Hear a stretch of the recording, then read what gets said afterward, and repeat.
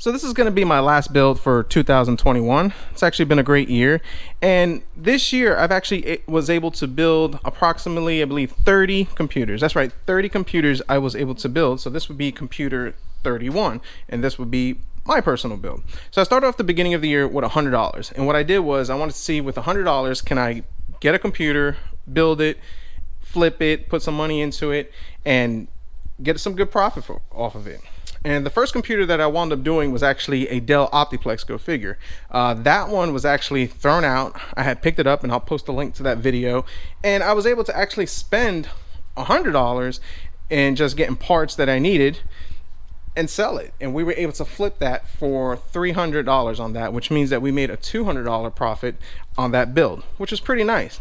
And then that $200 rolled over into another one, and more builds and all that good stuff.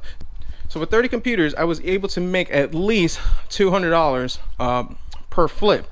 Sometimes we took a loss, and sometimes we got a great deal. One of the highlights of this year was the computer that I got for $500, in which I paid somebody's bond money to get it. We were able to get a 2080 Super, flip that card, make our money and then some, and then also flip the computer itself and make some good profit of that one. And that one was kind of the champion of the year.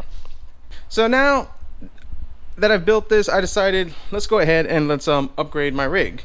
So this is what we're gonna actually have, and this is what we're gonna do. Now I thought about going with Intel's new stuff, but DDR5 memory is just ridiculously expensive, hard to come by. Didn't feel like really tinkering with it and getting into that.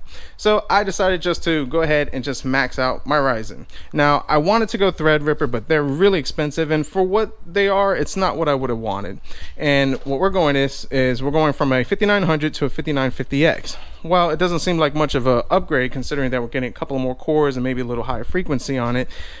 But considering that I can sell my 5900X, recoup some of the money and recoup some of the profits in, it seems like the way to go. So what do we have over here?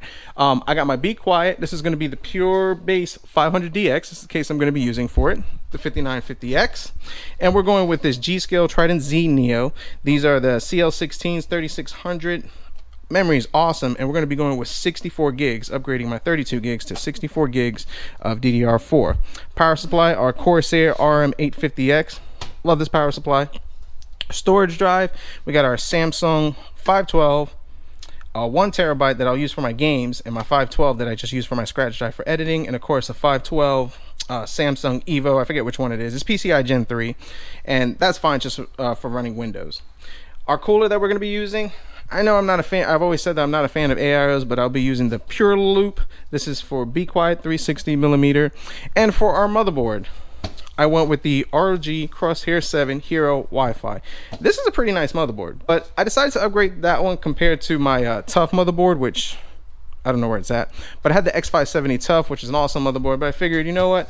Why not just go a little big on this one? So for our graphics card, the EVGA 3080 Ti, this is the XC3, and what I decided to do was upgrade to their hybrid cooler, in which I'll have a video for that one. And this cooler right here makes a huge difference on the cards. I'm talking about a 20-degree difference on this. So if any of you guys have a 3080 cards, 3080 Ti, 3090, without going custom water cooling, this is definitely the way to go. I definitely recommend this cooler. So that's the build. This is going to be my final build for this year, and probably my final build until, well, I get bored again or figure out something else. So let's go ahead, let's get to building, and let's see how this comes out.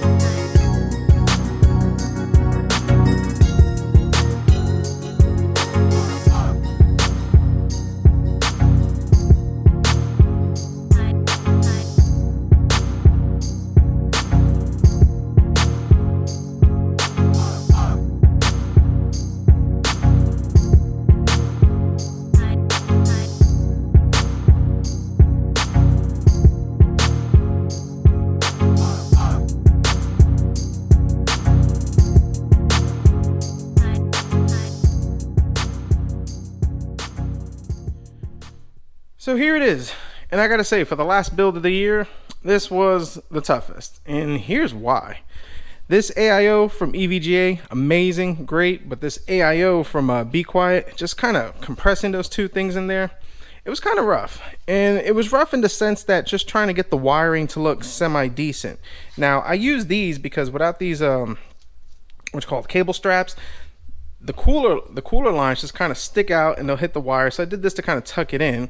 And then you have the two fans, the fans for the powers for the AIO, just kind of stick out right over here for the CPU, the GPU AIO, and yeah, it was just not ideal.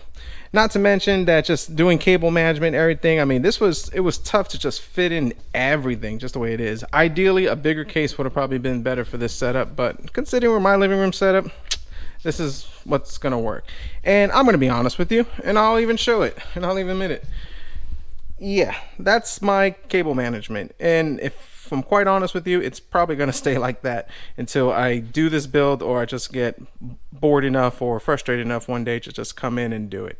I like doing cable management, but I've been on this build probably for the past several hours, probably at least 6 hours, between trying to film it and trying to make everything work and planning, because I had to take things out, put them back in. So yeah, this computer is awesome. I mean, we got a 5950X, 64 gigs of 3600, along with an EVGA hybrid 3080 Ti. Runs cool, runs quiet, runs amazing. The RGB in the front from the Be Quiet AIO is pretty cool. I like it. So I'm happy with this case. I'm happy with this build. Maybe I'll come back in and do my cable sleeves and do everything else, and maybe I'll do an update video. I don't know on it, but sum up this computer right over here. How much did I spend on it?